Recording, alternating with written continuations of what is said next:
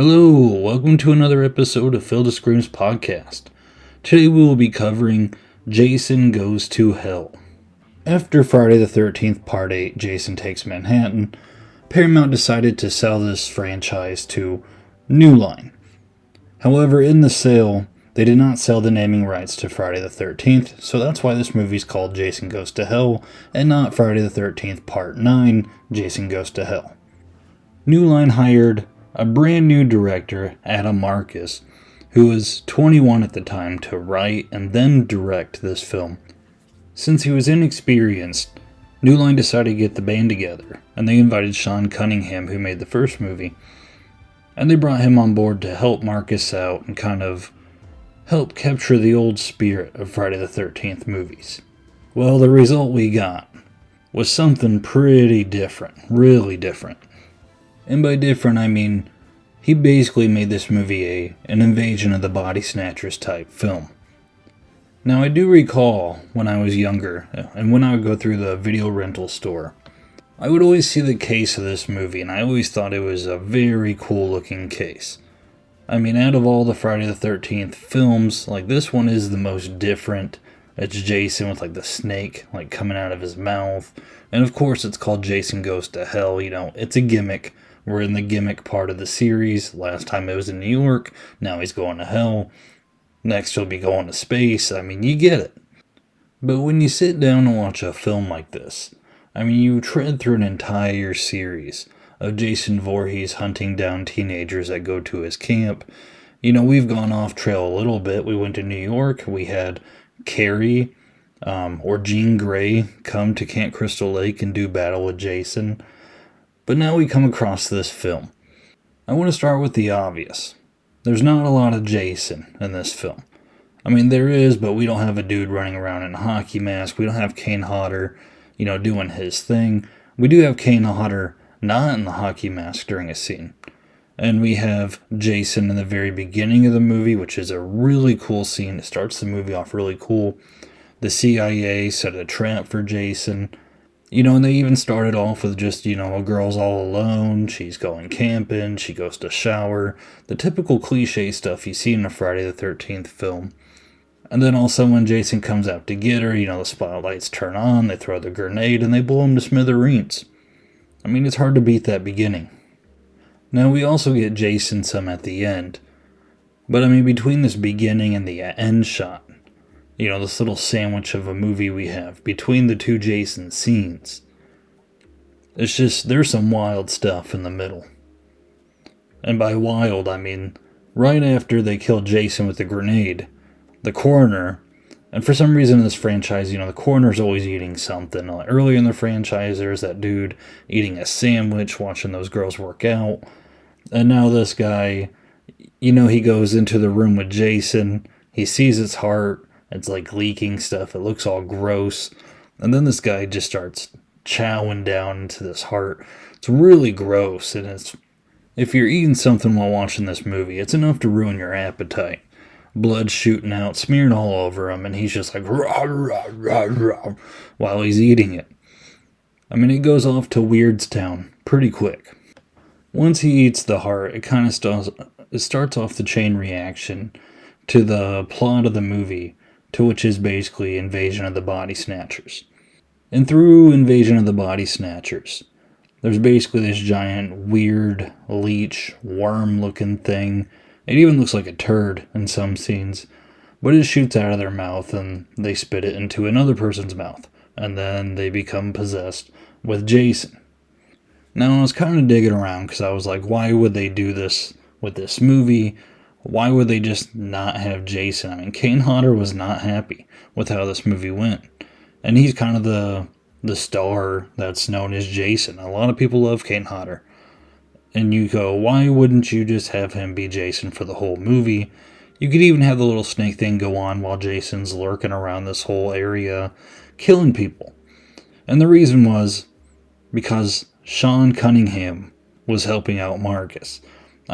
Just judging by the different interviews, Marcus said himself, he said, Sean went up to me and said, listen, if you ditch the hockey mask, you can write it and you can direct it.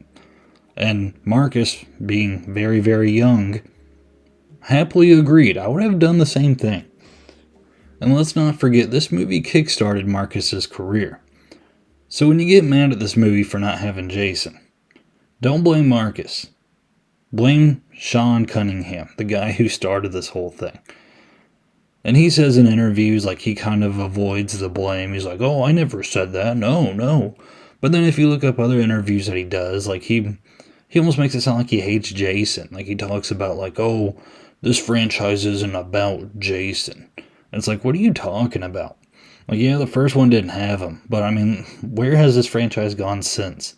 Like, this franchise is solely about Jason. He is the main character. But I digress, because we're reviewing this movie. I will say the actors and actresses who played in this movie, I think they did a very good job with what they had. And what they had wasn't very good. I think I recalled seeing that Marcus, his final cut of this movie was over 2 hours long, and the studio told him he needed to cut it way down. And when he cut this film down, it cut a lot of scenes that contained a lot of good character development in it. So there's times in this movie where it feels like they're introducing characters 1,000 miles per hour, or it's like one after another, and you're like, wait, who's who again? What's that family line? Like, there's Diana, and she has a daughter who also has a daughter who has an ex-boyfriend. Yeah, it comes at you kind of quick, and it's kind of clunky. And I think it's just because of the cuts that Marcus had to do in this film. So in this movie, we have Duke Creighton, who his job is basically to give us all of the lore of the film. He's the guy who explains everything, because there's a lot going on in this film. And along with Duke, we have a woman named Diana, who is Jason's half-sister, which is explained by Creighton. Diana has a daughter named Jessica. Jessica has a baby named Stephanie. Stephanie's dad is Jessica's ex-boyfriend, Steven. See, and there's a lot there. So if in the beginning as they're talking, if it seems like, wait, who, what's going on? Yeah. Along with explaining the lore, Duke Creighton also has some very weird lines in this film. When he is asked, what does he think about when he hears Jason, he smiles and he says, I picture a little girl in a pink dress sticking a hot dog through a donut. And then smiles. And then as the movie goes on, like, the guy who says this, they're trusting him and all of his information. I don't know, he's just a weirdo. I mean, later on when he meets Steve in the jail, Duke starts going on about Jason, and Steve's like, oh, tell me more. And Duke's like, oh, well, the only way I can tell you is if I can break your finger. Or snap his finger, or something weird, and Steve lets him break or snap his finger, and he tells him a little bit of information, and then he wants to know more information, and Duke's like, oh, give me another finger. And it's like, where's this going? And the answer is nowhere. Like, you have all these scenes here. I mean, it's just an inexperienced director. I think Marcus would have done better if he had a really good screenplay, but I mean, it's obvious that he didn't have it. I mean, he wrote this movie. They should have had some professionals working with them, so that when there's pointless scenes of, like, Duke talking about the little girl and the hot dog and the donut and then snapping Steve's fingers in jail, we don't really need those scenes. But maybe he was just striving to be goofy, like some other goofy parts in this franchise. I don't know.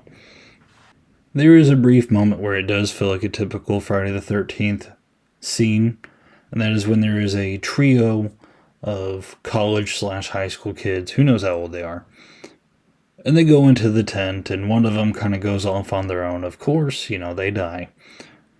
But then the other two, they decide to, they have a sex scene together. And I guess the actor and actress, whenever they signed up to do this movie, they were actually dating in real life. And I guess a day or two before shooting this scene, which is really graphic, it shows a lot, I guess they broke up.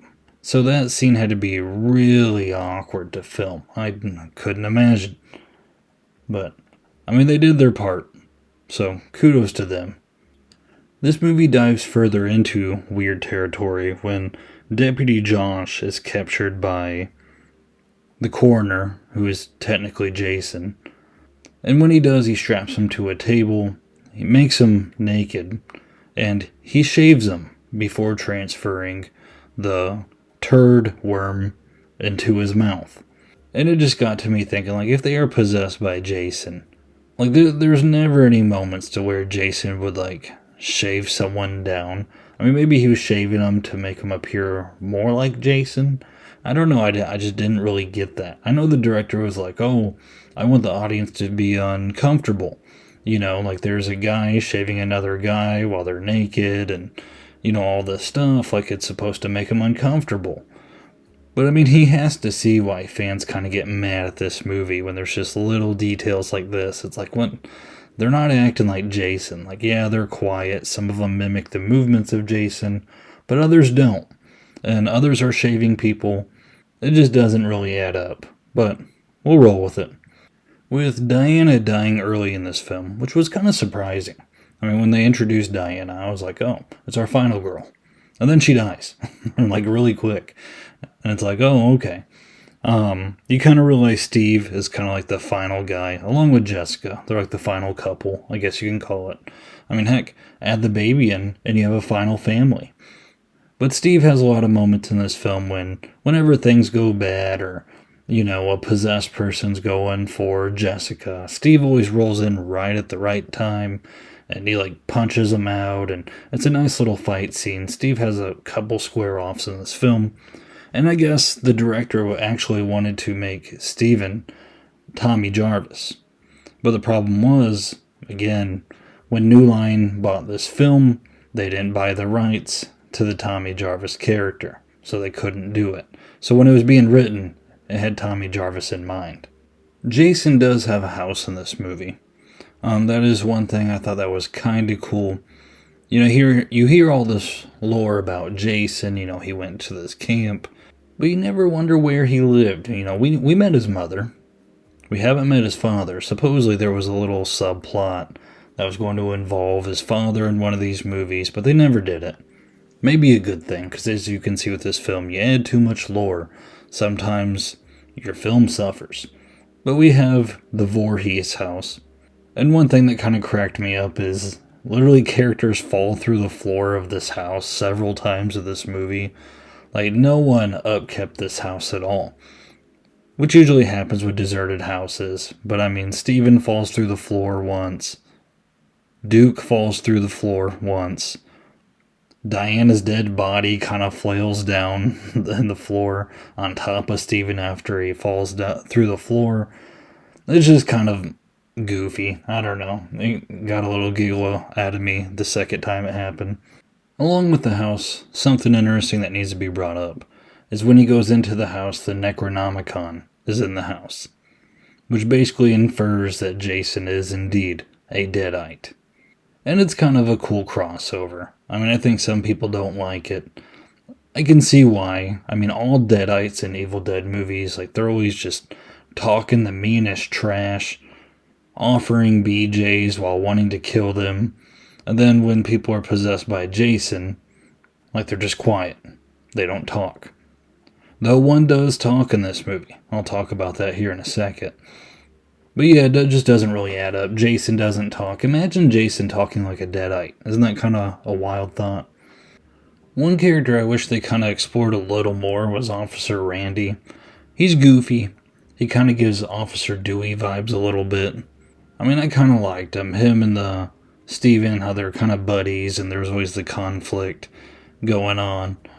But then it just kind of ends whenever things escalate. I mean, once the Jason inhabited bodies start attacking the police station and the diner, Officer Randy kind of goes to the wayside, kind of just for a plot twist towards the end, which is just kind of a crazy ending. Like, Duke's like telling Jessica that she has these powers because she's a Voorhees member, and Jason Voorhees can only die by the hand of a Voorhees, and then he can also be resurrected by a Voorhees member.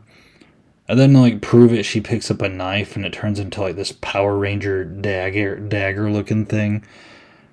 I don't know, this film goes off the deep end with all the lore and Duke going on and on and on. But eventually towards the end, and I mean it was what I was talking about, how these possessed people don't talk. They do kind of a fake out where Duke was telling Jessica to shoot whoever comes into Jason's house because it's probably Jason. And a cop enters the house and he's like not saying anything. And you would think if he was not possessed he would say something, but I mean this film had to have a twist. And Officer Randy's in there and he's like, "Ed, step away or I'm gonna shoot." And it turns out Officer Randy was possessed, so that was Jason talking through Officer Randy, which is very weird. Just picturing Jason saying that whole sentence. I mean, the most we ever get are grunts. So him saying sentences through Officer Randy, it's wild. Eventually we do get Jason back by the little worm weasel thing. It crawls up Diana's skirt. And I guess the actress who played Diana, whenever she saw this movie, she did not know about this scene. And I guess it upset her. She was like, I would not have gave my permission for that scene to happen. But it happened. And Jason comes back by that happening. It's kind of a lame way for him to come back. I don't know. But when he is back, it is kind of cool. We get Jason again. And by the way, I didn't say in the beginning, Jason does look kind of cool in this movie. The hockey mask. It's came a long way since he got it from Shelley. I mean, this thing is like plastered on his face. Like, it's like his face is trying to explode out, but the mask is keeping it all held in. It's really weird.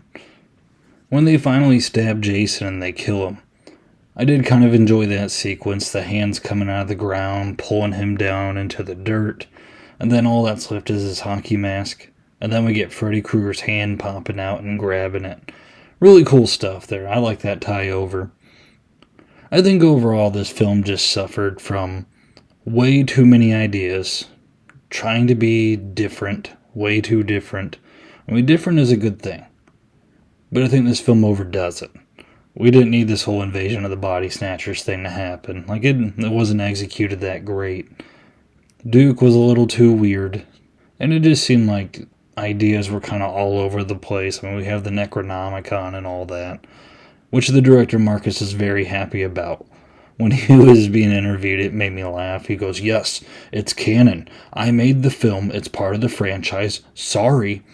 He was very much in that manner. And I know it sounds snooty, but to me it was more funny than anything. The kills in this movie actually weren't bad. They're pretty graphic, and I guess if you watch the unrated version, it's even better.